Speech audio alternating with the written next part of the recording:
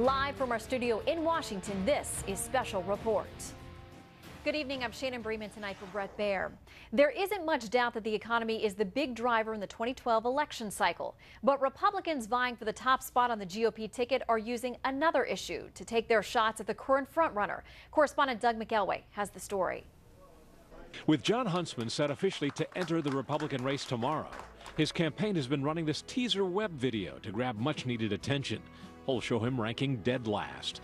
Meanwhile, others in the Republican field sought their own place in the spotlight by attacking frontrunner Mitt Romney's credentials as a social conservative.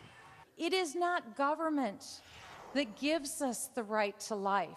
It is God, our Creator, who gives us the right to life.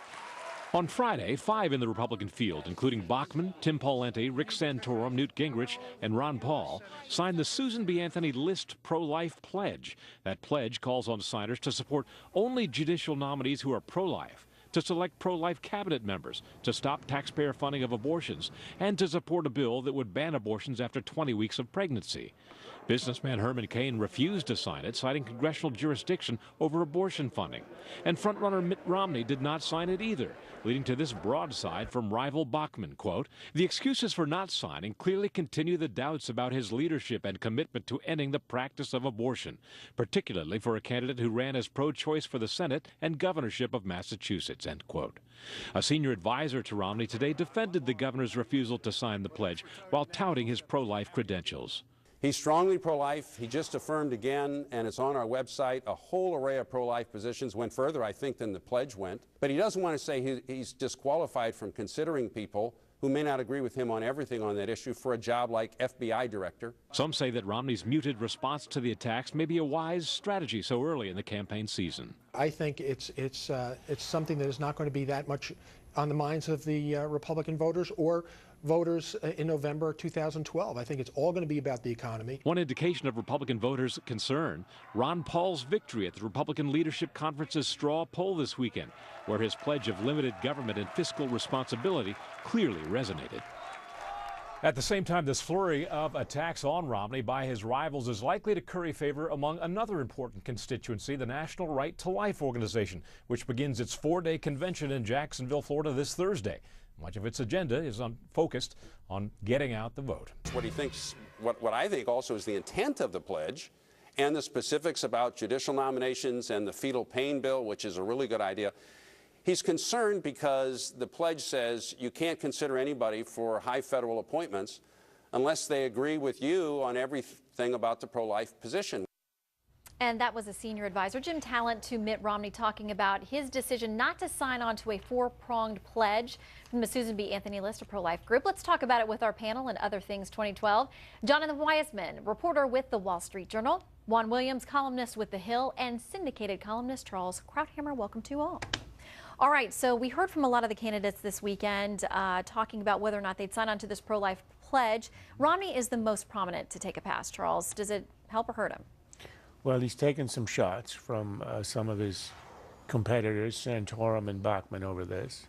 And I think they are cheap shots because he issued a very strong pro-life statement, which endorsed just about everything in the pledge, including, for example, appointing judges who respect the Constitution, don't legislate from the bench, which is obviously a reference to the abortion decision in 1973. Defunding Planned Parenthood, defunding UN programs and others that promote abortion. And as we just heard, the fetal pain bill, where you support legislation to ban abortions after a point where the fetus becomes sentient to pain. On all of that, he issued his own strong statement. His problem is one of the statements in the pledge implies that, or can be interpreted to mean that if some subsidiary or auxiliary of a large, say, chain of hospitals is engaged even in a peripheral way in abortions, then the federal government can't provide Medicaid or Medicare to any of those hospitals, which is an absurdity, and that's why he didn't want to sign. And the Susan B. Anthony List itself later issued a statement saying it wanted to exclude that. So in fact, it endorsed the Romney position. So I think he's made a strong statement. I'm not vouching for what lies deep in his heart. You can never do that with any candidate on anything, but his statement is extremely strongly pro-life. Well, and just to be fair, former New Mexico Governor Gary Johnson also opting not to sign, but he is pro-choice. He's one of the only openly pro-choice folks potentially in the field.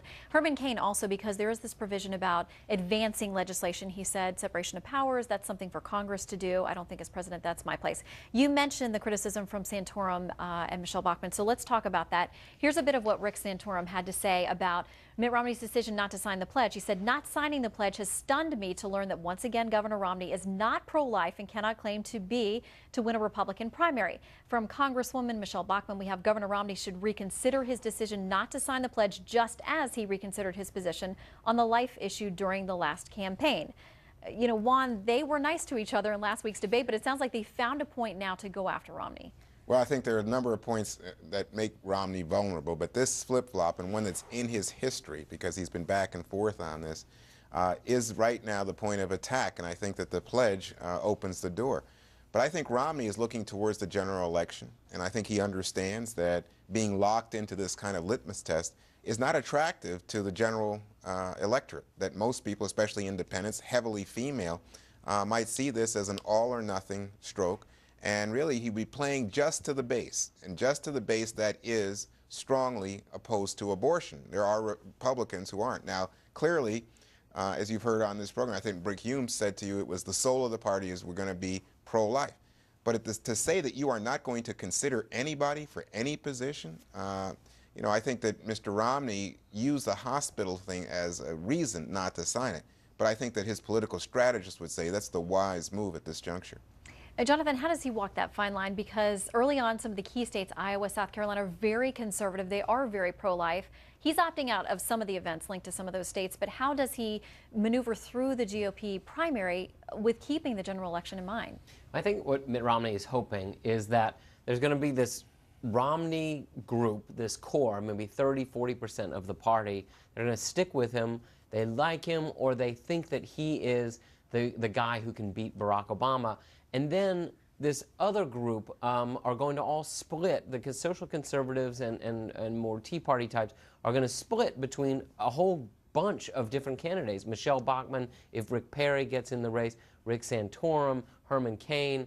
And suddenly, I mean, suddenly things look like the polls look right now, which is, you know, Romney at 30–40% and everyone else just in single digits or low double digits. And he's going to just try to stay focused on the general election. You've seen his ads, which now end with the date November 6th, 2012. He's not even thinking about the primary right now. And Jonathan, you have an early morning tomorrow because you're going to cover the announcement of Jon Huntsman formally getting into the race. Not doing well in generic polls out there right now, but he did really well in the straw poll at the Republican Leadership Conference this weekend, which is a different animal, a different measurement. What do you expect from him once he officially gets in?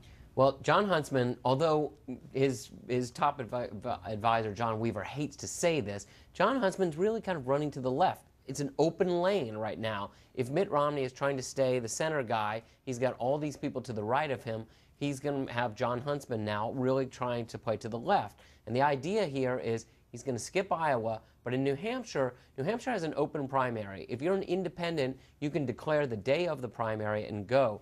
Because President Obama isn't going to have any challengers that day, they're hoping that a lot of kind of Democratic-leaning independents or liberal-leaning independents will go in and vote for Jon Huntsman, in some ways the way John McCain triumphed in 2000. It's a long-shot strategy, but, you know, it's the lane that's available. Juan, do you think it could work? Now, I'm glad that you said it was a long shot, because it's a really big long shot.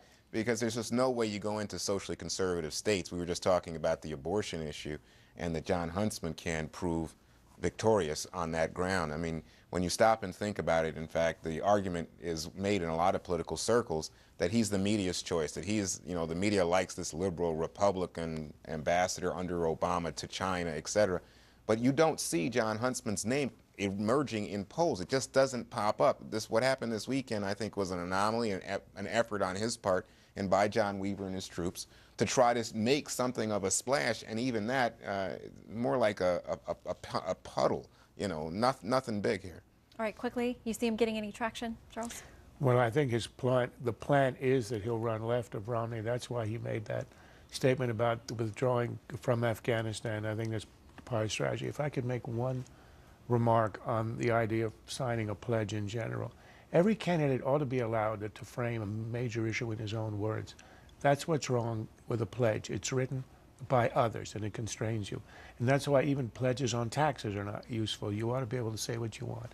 Somebody else writes it, it can be misinterpreted, and that's why I think demanding that a Republican adhere to a pledge is not always wise. All right. Thank you very much, panel. Next up, 3 major Supreme Court decisions in a big day for the conservative wing of the court.